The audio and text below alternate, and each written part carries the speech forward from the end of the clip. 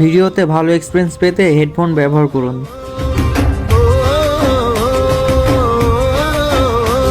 ও দাদি, শুনছো নাকি? জমিদারের মেজোপোলার বউ বন্দুক দিয়ে আত্মহত্যা করছে কাল রাইতে।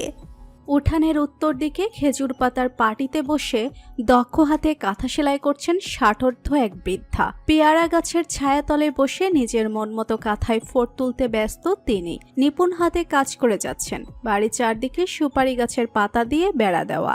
পরিচিত মেয়েলি কণ্ঠ শুনে সামনের দিকে তাকায় জমিরন বিবি।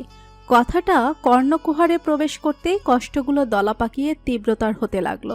চোখের কার্নিশ বেয়ে নোনা পানি গড়িয়ে পড়তে লাগলো। শীতলা এখনো হাঁপাচ্ছে। তার আব্বার থেকে ভয়াবহ সংবাদটা পেয়ে দৌড়ে বলতে এসেছে খবরটা। আয় হায়, কি কস, কি কইরা এত বড় অঘটন ঘটলো?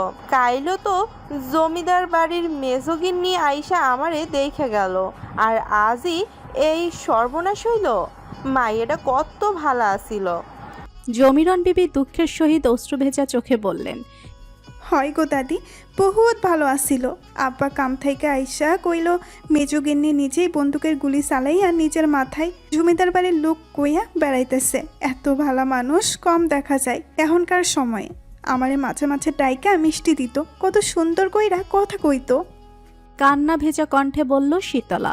জমিরন বিবি মেজগিন্নির মৃত্যুতে খুব কষ্ট পেয়েছেন। মৃত্যুর কথা কর্ণপাত হতেই চোখের পানি চোখ জোড়ায় ভিড় জমিয়েছে। নোনাপনির বিন্দু গাল স্পর্শ করছে। কখনকার দুনিয়া ছেড়ে যাওয়ার আহ্বান আসে কেউ তা জানে না। তিনি অশ্রুসিক্ত নয়নে আবারও বললেন, আমি জানতাম এমনই হইব। ওই বাড়ির মানুষ সবগুলা মানুষের চামড়া গায়ে দিয়ে যন্ত্র। মাইয়ার জীবনটাই কাইরা নিল রে বু। এরা কোনো দিন ভালো থাকবো না। ও দাদি, তুমি যাইবা না দেখতে? আমার যাওয়া ঠিক হইব না। ওই বাড়ি থেকে একেবারেই মুখ ঘুরাইয়া নিছি, আর ও মুখও হব না। যে সইলা গেছে যাইয়া তারে তো আর জীবিত দেখতে পাবো না। এখন তার জন্য দোয়া কামে লাগবো। ব্যথিত হৃদয়ে বললেন তিনি। শীতলা আর জোর করল না জমিরন বিবিকে। সে জানে যাবে না। দাদি, নবনী কই? ওরে লইয়া যাই আমার সাথে জমিদার বাড়ি, দুজনে যাইয়া দেখে আসি মেজুগিন্নিরে। আশেপাশে তাকিয়ে বলল শীতলা, হ, লইয়া যা। নবনীরে অনেক আদর করত, কত ভালোবাসতো। কাইল আইয়াও তো কত আদর কইরা গেল। শেষ দেখাটা দেখে আসুক। আফসোসের স্বরে বলল জমিরন বিবি। নবনী কই গেছে? দেখতেছি না তো। ও নবনী, কই গেলি রে? তাড়াতাড়ি আয়, শুই না যা। জমিরন বিবি উচ্চস্বরে ডাকলেন। বাঁশের বেত দিয়ে ফুলের বাগানের চারপাশ ঘিরে রাখা। চারিদিকে ফুলের গন্ধে মমা করছে। বাগানে রয়েছে বাহারি রকমের ফুল গাছ। এই বাগানে গোলাপ গাছের সংখ্যা অসংখ্য। অন্যান্য ফুল গাছ কম। বাড়ির পেছনের দিকটা ফাঁকা থাকায় ফুলের বাগান করা হয়েছে শখের কারণে। বাগান পরিচর্যা বাগানের মালকিন প্রতিদিন করে। রং বেরঙের প্রজাপতি ভ্রমর ফুলে ফুলে বিচরণ করছে। গাছের যত্ন নিতে বিভোর এক কিশোরী। হাতে তার কর্দমাক্ত মাটির প্রলেপ। কাজে এতটাই মত্ত যে আশেপাশে কি হচ্ছে তা ভুলে বসেছে কিশোরী মন। সকালে বিকালে সময় পেলে নিজ হাতে ফুল গাছগুলোর যত্ন নেওয়া তার কাজ।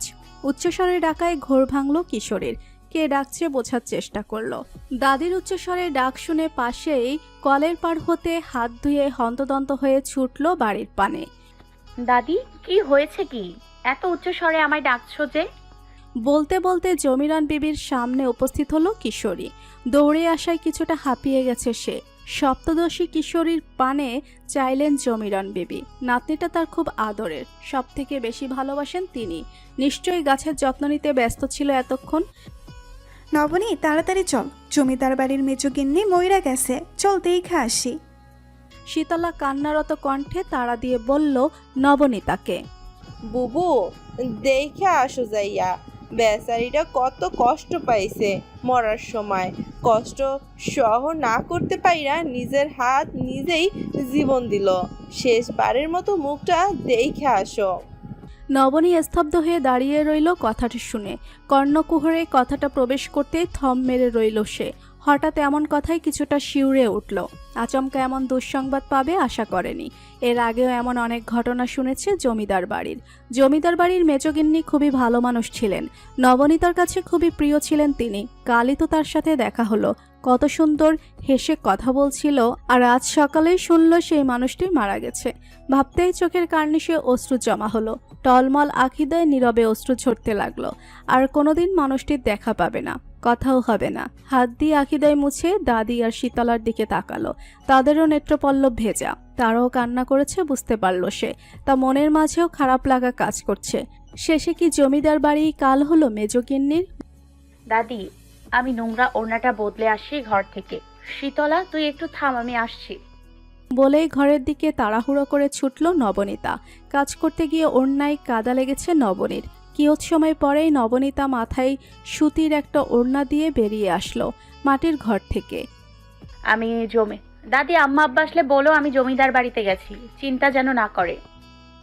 আচ্ছা বল মনে, সাবধানে যাইও বুবু, তাড়াতাড়ি আইসো। জমিদার বাড়ির লোকের থাইকা দূরে থাকবা দুজনেই। আচ্ছা দাদি, মনে থাকবে। নবনীতার শীতলা বাড়ি থেকে বের হয়ে দ্রুত পা চালিয়ে জমিদার বাড়ির উদ্দেশ্যে হাঁটতে লাগলো। সকাল পেরিয়ে দুপুর হয়েছে। গ্রামে জমিদার বাড়ির বউয়ের মৃত্যুর কথা চারিদিকে বাতাসের ন্যায় ছড়িয়ে পড়েছে।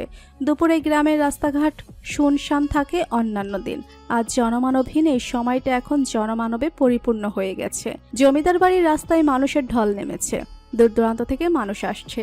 বড় বড় জমিদারেরাও আনাগোনা দেখা যাচ্ছে। জমিদার বাড়ির মেজগিন্নির বাবার বাড়ির লোক খবর পেয়ে চলে এসেছে। তারাও বংশীয় লোক, ক্ষমতাবান, সম্পদশালী ও বটে। যে জমিদার বাড়ি মৃত্যুপুরীর মতো শান্ত থাকতো, আজ তা নানা রঙের মানুষে কোলাহলপূর্ণ রূপ ধারণ করেছে। জমিদার বাড়ির ত্রিসীমানায় প্রবেশ করল দুই কিশোরী। ওড়না দিয়ে মুখশ্রী আবৃত করে রেখেছে, শুধু চোখ দুটো দেখা যাচ্ছে। নিজেদের যথাসম্ভব আড়াল করে চলেছে। গরিব মানুষরা জমিদার বাড়ির মানুষদের অপছন্দের তালিকার শীর্ষে। পা বাড়াতেই সামনে আবিষ্কার করলো জনসমাগমের স্রোত। লোহার ফটক পেরিয়ে প্রবেশ করলো জমিদার বাড়ির আঙিনায়। আশেপাশে নানা বয়সের মানুষ। চারদিকে চোখ বুলিয়ে নিল কিশোরীরা। মানুষের স্রোত ঠেলে বাড়ির আঙিনা পিছু ফেলে সদর দরজা পেরিয়ে পা রাখলো জমিদার বাড়ির অন্দরমহলে। জমিদার বাড়ির অন্দরমহল জনমানবে পূর্ণ হয়ে আছে। নামি দামি গহনাদি পোশাক পরিহিত মহিলারা দাঁড়িয়ে আছেন, কেউ বা বসে আছেন। দেখেই বোঝা যাচ্ছে সবাই উচ্চবিত্ত বংশের মানুষ। বাহিরের কোনো পুরুষকে ভেতরে প্রবেশ করতে দেওয়া হয়নি। অন্তর্মহলের ঠিক মাঝখানে মেজ বউয়ের মৃতদেহ সহ খাটিয়া রাখা হয়েছে। খাটিয়ার পাশেই এক অষ্টাদশী কন্যা খাটিয়ার পা আঁকড়ে ধরে কান্না করছে। তার কিছুদিন এই 25 বছরের যুবক নির্জীব চাহনিতে তাকিয়ে আছে মৃতদেহের দিকে। দুজনের অবস্থা বিধ্বস্ত, অথচ কেউ পাশে নেই সান্ত্বনা দেওয়ার মতো। আশেপাশে জমিদার বাড়ির মানুষদের আনাগোনা, কারো চোখে পানি নেই, সবাই চুপচাপ আছে। তাদের মাঝে খারাপ লাগা কাজ করছে নাকি মুখ দেখে বোঝার উপায় নেই।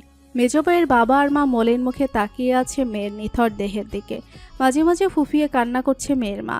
নবনীতা পা বাড়িয়ে খাটিয়ার দিকে এগিয়ে গেল। পিছু পিছু শীতলাও এগোলো। নবনীতা স্থির চিত্তে তাকিয়ে রইল নাহার বেগমের দিকে। রক্তশূন্য মুখশ্রী ফ্যাকাশে বর্ণ ধারণ করেছে। শরীরের সব রক্ত বেরিয়ে গেছে। ঠোঁটের কোণে বেশ খানিকটা ক্ষত দৃশ্যমান। মাথায় জড়িয়ে রাখা সাদা কাপড়টা রক্তে লাল বর্ণ ধারণ করেছে। কি ভয়ানক সেই দৃশ্য! তা দেখেই শরীরের লোম দাঁড়িয়ে গেল নবনীতার। চোখের নিচে কালো দাগও স্পষ্ট দেখা যাচ্ছে। শ্যামাবর্ণীয় রমণীর চেহারা এখনো মায়াবিনী লাগছে, অথচ এই গায়ের রঙের জন্য অবহেলিত হয়েছে মানবীটি। এমন করুণ পরিণতি কারো শত্রুরও না হোক। নবনীতা মনে মনে তাচ্ছিল্য হাসল। মানুষ বড়ই বিচিত্র। চোখ ঝাপসা হয়ে আসছে নবনীর, অশ্রু ঝরতে চাইছে।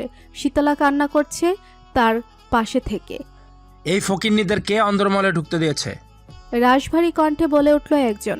নবনীতার শীতলা রাশভারী আওয়াজে চমকে উঠল। আশেপাশের মানুষও কিছুটা চমকে উঠেছে। শীতলা ভয়ে গুটিসুটি মেরে রইল। নবনীতা চোখ তুলে সামনের দিকে তাকিয়ে দেখল জমিদার বাড়ির মেজ ছেলে বলেছে কথাটা। আহাদ রেহমানির চোখে মুখে লেপ্টে আছে বিরক্তি। ঘৃণ্য চোখে তাকিয়ে আছে দুই কিশোরীর দিকে। এই ছোট লোকদের বের করে দাও, এক মুহূর্ত আর দেখতে চাই না আমার সামনে। আবারও চিল্লিয়ে বলল কথাটা। অন্দরমহলের সকল মানুষের দৃষ্টি নবনীতা আর শীতলার দিকে। সবাই কেমন অদ্ভুত চোখে দেখছে। জমিদার বাড়ির মানুষও চুপ করে তামাশা দেখছে। এটা যে শোকের বাড়ি মনেই হচ্ছে না এখন। আশেপাশের মহিলারা কানাকানি শুরু করে দিয়েছে ইতোমধ্যে। নবনীর আত্মসম্মানে লেগেছে কথাটি। তার শরীর রাগে রিরি করে উঠল। ঘৃণাভরা দৃষ্টি ফেলল আহাদ রেহমানের দিকে। গরিব হয়েছে বলে তারা কি মানুষ নয়? এতটা অমানবিকভাবে অপমান করছে জনসম্মুখে। এই শোকবহ বেদনাদায়ক পরিস্থিতি সে আর কথা বাড়ালো না। চুপচাপ দাঁতে দাঁত চেপে শান্ত রইল। অর্ধাঙ্গিনী মারা গেছে তাও কোনো দুঃখ নেই, আর না আছে কোনো অনুতাপ। এখনো বিয়াদপের মতো ব্যবহার করছে। জমিদার বাড়ির পশুর কোনো মায়াদয়া নেই। নবনীতা তা চাক্ষুষ প্রমাণ পেল। চাচা, বাড়ি ভর্তি মানুষ, আর আপনি কি শুরু করলেন? শান্ত হন, আমি বিষয়টা দেখছি। আহাদ রেহমানির উচ্চস্বর শুনে বাহির থেকে ছুটে এসে এক যুবক পরিস্থিতি শান্ত করতে বলল। তাড়াতাড়ি বিদায় করো। কোথা থেকে সব উঠে চলে আসে ছোট লোকের বংশ সব। বলেই রাগে সিঁড়ি বেয়ে নিজ কক্ষে চলে গেলেন তিনি। সুঠামদেহী সুদর্শন যুবকটি নবনীতার সামনে এসে দাঁড়ালো। সামনে থাকা দুই কিশোরের দিকে তীক্ষ্ণ দৃষ্টি ফেলল। দুজনের মুখশ্রী ওড়না দিয়ে আবৃত, শুধু চোখ দুটো দৃশ্যমান। পরনে অতি স্বল্প মূল্যের সুতি বস্ত্র, তাও রংচটা। তা দেখে বুড়ো কুচকালো যুবকটি। একজনের চোখে ভয় বিরাজ করছে, আর একজনের চোখে এখন আগুন জ্বলছে। নবনীতার রাগী চোখের সামনে থাকা যুবকটির দিকে তাকালো। যুবকটি তা দেখেও কিছু বলল না। তোমাদের অনুমতি ছাড়া অন্তর্মহলে ঢোকা উচিত হয়নি, শান্ত কণ্ঠে বলল যুবকটি। আমরা মেজগিন্নিকে দেখতে এসেছিলাম, দেখা হয়ে গেছে, এক্ষুনি চলে যাচ্ছি। নবনীতা কাঠিন্যে গলা নিয়ে সহসা বলে উঠল। মেয়েটির তেজ আছে বুঝতে পারল নাইফ আরাব রেহমানি। এই 27 বছরের জীবনে জমিদার বাড়িতে কেউ এসে বাড়ির মানুষকে রাগ দেখিয়ে উচ্চস্বরে কথা বলা প্রথম দেখল। মনে মনে অভিভূত হলো সে। এমনভাবে কেউ তার সামনেও কথা বলেনি। আজ প্রথম এমন দুঃসাহস দেখিয়েছে কেউ। সে আর কিছু বলে পরিস্থিতি খারাপ করতে চাইল না। নবনীতা আর এক মুহূর্ত দেরি করলো না সেখানে। সে শীতলতার হাত ধরে জমিদার বাড়ি থেকে বেরিয়ে যেতে লাগলো। নাইফও পিছু পিছু সদর দরজা পর্যন্ত গেল। মেয়েটিকে দেখে মনে হচ্ছে ঝড়ের ন্যায় পা ফেলছে। নবনীতা কিছুটা হাঁটতেই তার ওড়না মুখশ্রী হতে আলগা হয়ে গেল। সে আবারও তা ঠিক করে জমিদার বাড়ির ত্রিসীমানা পেরিয়ে গেল শীতলার হাত ধরে। নাইফ তা দূর হতে দেখল। মেয়েটার চেহারা স্পষ্ট দেখেছে সে। চেহারায় ওর রাগী ভাব, চোখে মুখে ফুটে উঠেছে জমিদার বাড়ির প্রতি তীব্র ঘৃণা। এসব দেখে মনে মনে বলল, তুমিও যদি প্রতিবাদী হতে চাচিমা, আজ তোমার করুণ পরিণতি হতো না। বলেই দীর্ঘ নিঃশ্বাস ফেলল সে। পা ফেলে ভেতরে গেল। একটু পরেই দাফন করা হবে লাশ। প্রস্তুতি গ্রহণ করা শুরু হয়ে গেছে। চাচা, আসতে পারি? নাইফ কক্ষের বাহিরে প্রবেশ অনুমতি নিতে বলল। আহাদ রেহমানি হাতে থাকা আধ খাওয়া সিগারেটটা মেঝেতে ফেলে পিষে দিলেন। মুখে থাকা অবশিষ্ট ধোঁয়া নাটকীয় ভঙ্গিতে নাক দিয়ে ছাড়লেন।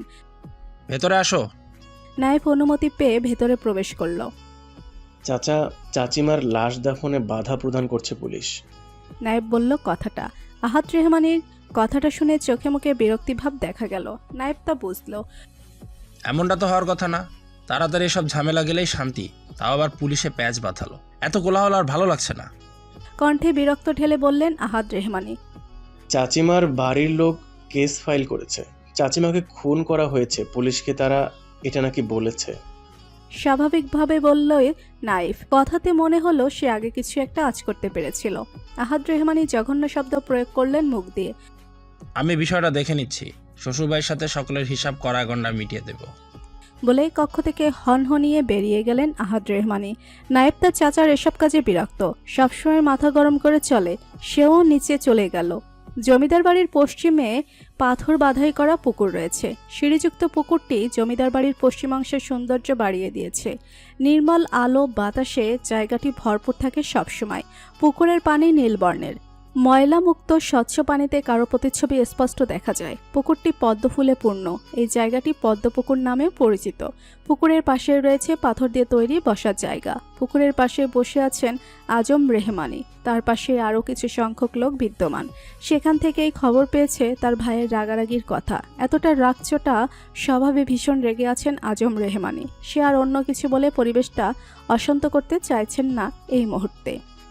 চাচা, ছোট ভাইজান শহর থেকে চলে এসেছে, আপনার সাথে দেখা করতে চাইছে। মা, আপনি নবনীরে ওই জমিদার বাড়ি কেন পাঠাইলেন? আপনি তো জানেন ওই জমিদারের পোলারা গরিবরে দুই চোখে দেখতে পারে না। রাগী কণ্ঠে বলে উঠলেন গফুর মিয়া। জমিরন বিবি ছেলের কথা শুনে বললেন, তুই তো জানস জমিদার গিন্নি নবনীরে কত আদর করত। এখন যদি যাইতে না দিতাম নবনীও তাও যাইতো। শেষ দেখা দেখবার গেছে, এত কথা কইস না, যা কামে যা। গফুর মিয়া নবনীতার ওপর রেগে গেলেন। পরে দেখে নেবেন এই মেয়েকে। তিনি হনহনিয়ে কোদাল নিয়ে বাড়ি থেকে বেরিয়ে গেলেন।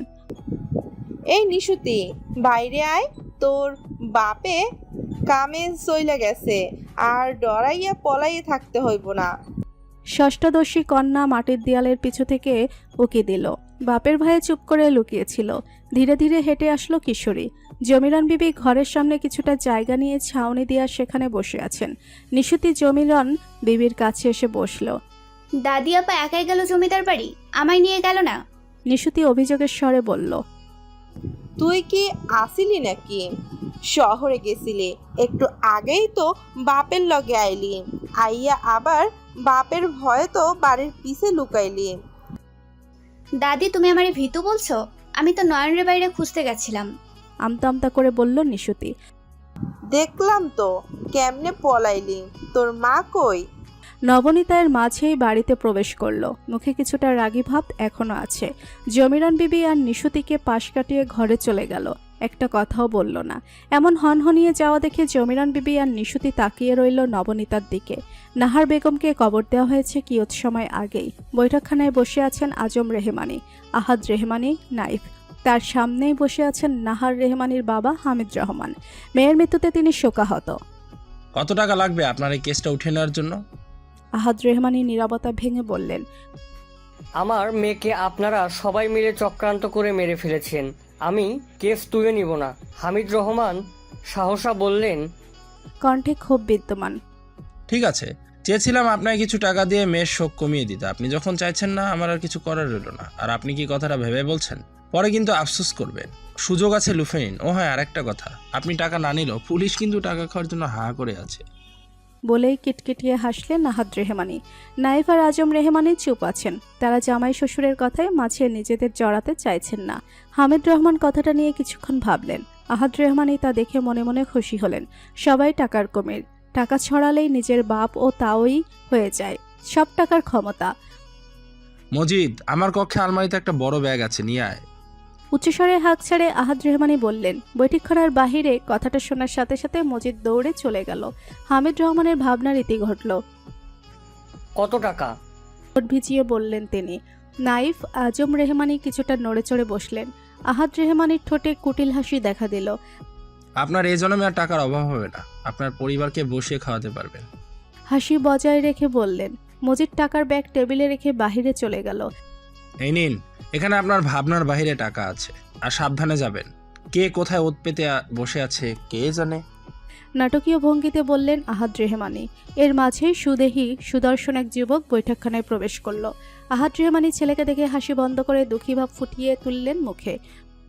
নাজিম, বাবা, তোমার নানাকে এগিয়ে গিয়ে দিয়ে আসো। বৃদ্ধ হয়ে গেছেন, এই ভারী ব্যাগ নিয়ে যেতে পারবেন না। ঠিক আছে, চলুন নানা মশাই। বলেই ব্যাগটি টেবিল থেকে নিয়ে বাহিরে চলে গেল। হামিদ রহমানও পিছু পিছু ছুটলেন। তো ভাইজান, কি বুঝলেন? টাকা পেয়ে শ্বশুরমশাই মেয়েকে ভুলে গেলেন। বলেই বিদ্রুপের হাসি হাসলেন আহাদ রেহমানি। তুমি একটু বাড়াবাড়ি করে ফেলছো। এমনভাবে টাকা অফার করা উচিত হয়নি। আজ সবার সামনে মেয়ে দুটোকে অপমান করছো।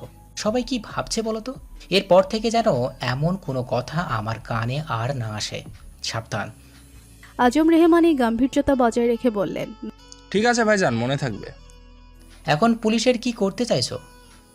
কি আর করব, পুলিশকেও টাকা দিতে হবে। আপনি চিন্তা করবেন না ভাইজান, আমি এই দিকটা দেখে নেব। বাবা, আপনার ছোট ছেলে এসেছে, দেখা করেননি? নায়েব আজম রেহমানিকে বলল। না, দেখা করেনি। এখন সে বিশ্রাম নিচ্ছে। হয়তো পরে দেখা করব। তুমি দেখা করেছো? করেছি। নাজিম কোথায় গেল? ওকে ডেকে নিয়ে আসো, কথা আছে জরুরি। ঠিক আছে, যাচ্ছি। বলেই নাজিমকে খুঁজতে গেল। নিকশ কালো অন্ধকারাচ্ছন্ন কক্ষ দেখতে কিছুটা ভৌতিক লাগছে। সূর্য ডুবেছে অনেক আগেই। ধরনী আধারে ছেয়ে গেছে। কক্ষের পর্দাগুলো বাতাসে উঠছে। ঝিঝি পোকার ডাক ভেসে আসছে পাশের জঙ্গল থেকে। একটা মেয়ে মাথা নিচু করে বসে আছে মেঝেতে। তাকে বিধ্বস্ত লাগছে। কান্না করতে করতে চোখের পানিও বোধহয় ফুরিয়ে এসেছে। জমিদার বাড়ির বড় বউ সীমা বেগম খাবার নিয়ে এসেছেন মায়ার জন্য। মেয়েটা মায়ের মৃত্যুতে বড্ড আঘাত পেয়েছে। কক্ষের দরজা ঠেলে প্রবেশ করলেন সীমা বেগম। কক্ষে অন্ধকার দেখে কিছুটা চমকে উঠলেন। ঘরে কি তবে কেউ নেই? অনুমান করে হেঁটে এসে টেবিলে খাবার রাখলেন তিনি। তারপর কক্ষের বাতি জ্বালালেন। মায়াকে মেঝেতে বসে থাকতে দেখে তিনি এগিয়ে গিয়ে হাঁটু মুড়ে বসলেন। মায়ের মাথায় হাত রাখলেন।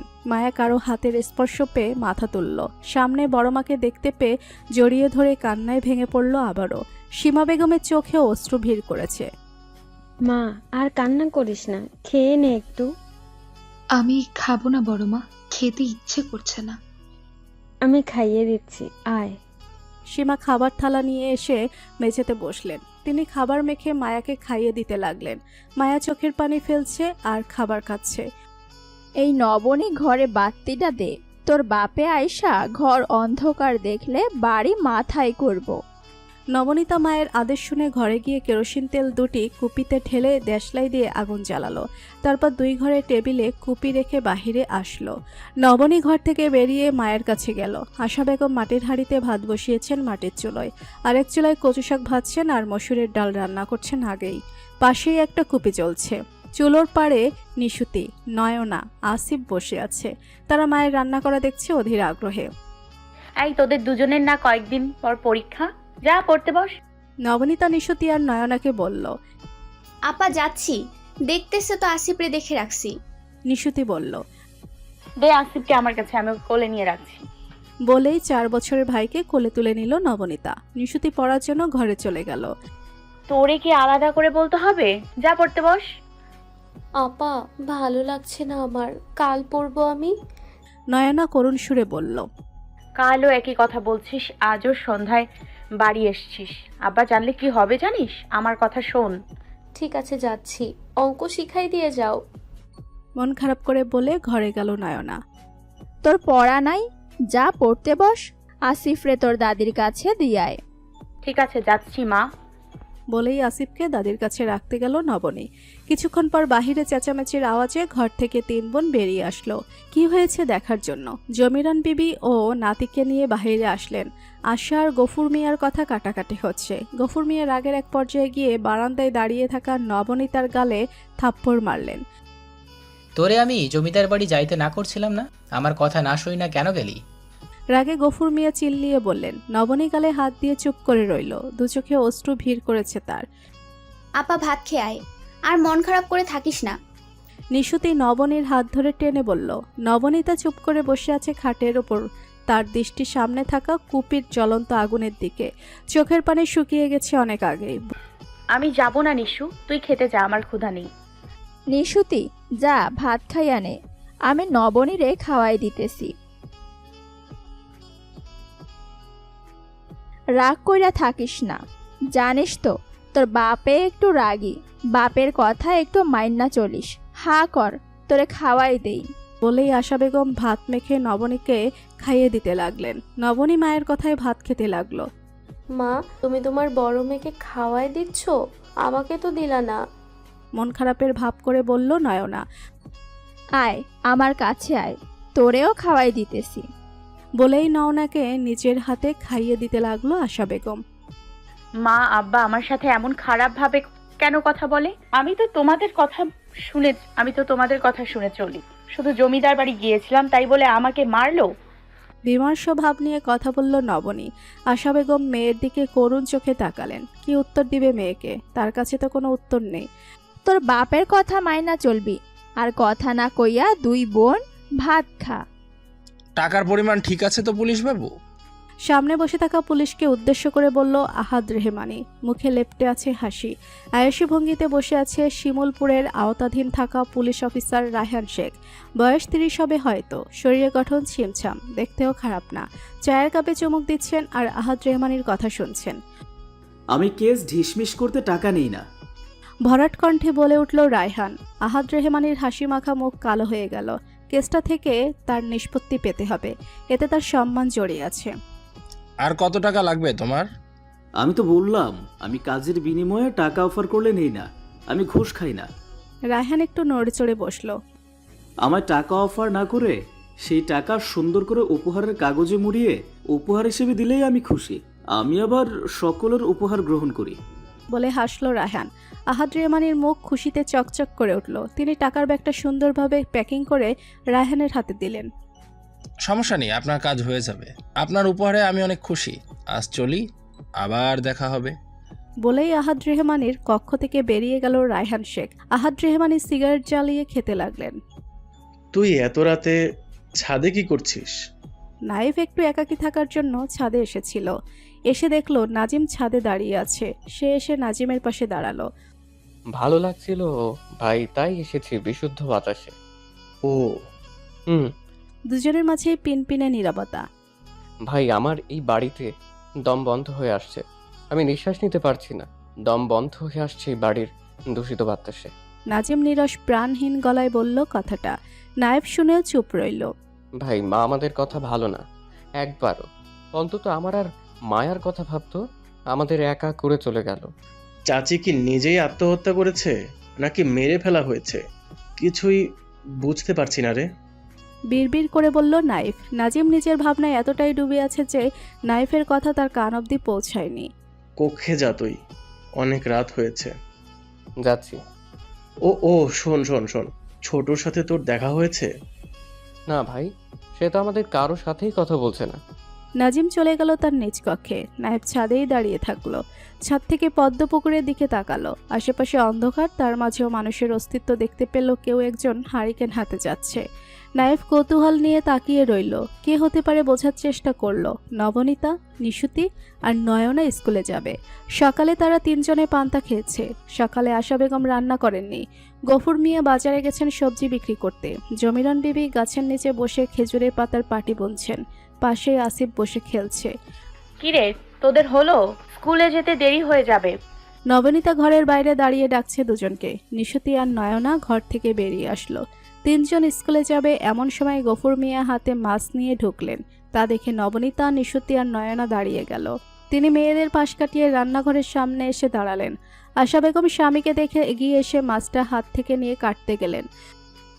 আশা 2 দিন পর নবনীরে দেখতে আইব। তাড়াতাড়ি বিয়াটা দিয়া দিতে হইব। মায়াটা বড় হইছে। মেলা পড়াইছি তোর কথায়। এইবার যেন বিয়াটা না ভেঙে দিস। ওরে কইয়া দিস আমি জমিতে জায়গা। বলেই মাঠে চলে গেলেন। আশা বেগম স্তব্ধ হয়ে তাকিয়ে রইলেন স্বামীর যাওয়ার দিকে। কয়েকদিন আগেও নবনীকে দেখতে এসেছিল ছেলেপক্ষ। এসেই নবনীকে দেখে পছন্দ হলেও পরে কোনো এক কারণে বিয়ে ভেঙে যায়। আবারও বিয়ের জন্য তড়িঘড়ি করছেন। তিনি মেয়েদের দিকে তাকালেন। নবনীতা মুখ থমথমে করে দাঁড়িয়ে আছে। সে মায়ের দিকে তাকিয়ে বোনদের নিয়ে স্কুলে চলে গেল। জমিরন বিবি ছেলের কথা শুনেও কিছু বললেন না। তিনি জানেন তার ছেলে একরোখা, যা বলবে তাই করবেই। মেয়েটাকে বিয়ে নিয়ে অনেক চাপ দিচ্ছেন। অনেক কষ্ট করে 10ম শ্রেণী পর্যন্ত পড়েছে মেয়েটা। পড়ে শিক্ষক হওয়ার ইচ্ছা। মেয়েটার ইচ্ছে হয়তো আর পূরণ হবে না। ভাবতেই খারাপ লাগছে জমিরন বিবির।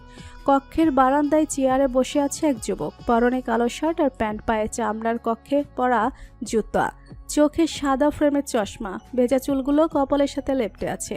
হাতে তার 1 কাপ চা। মাঝে মাঝে চায়ে চমক দিচ্ছে আর বইয়ে চোখ বোলাচ্ছে। বারান্দায় কয়েকটা ফুলের গাছ রয়েছে।